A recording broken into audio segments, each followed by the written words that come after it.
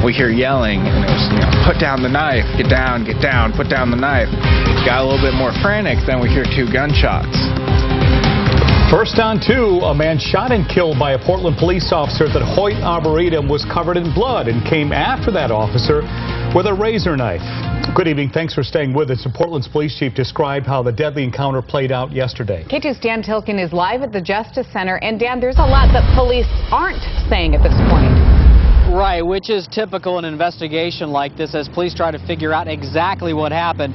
But we did get an overview of how this encounter played out, but really no specifics about who this man is. The man's hands, neck, and face were bloody, and the subject confronted Officer Walters with a razor knife. The knife has been described to me as like an X-Acto knife, although we don't know the brand name at the moment.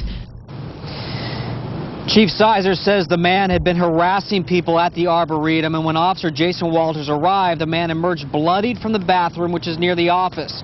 Sizer says that Walters ordered the man to drop the knife, but he continued at Walters while Walters retreated.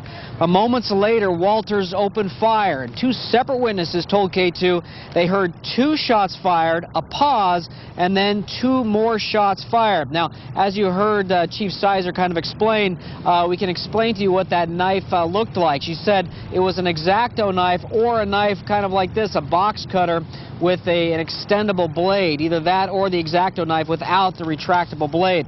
Now, police say the medical examiner has identified the man, but they have not found his family, so they're not releasing his name.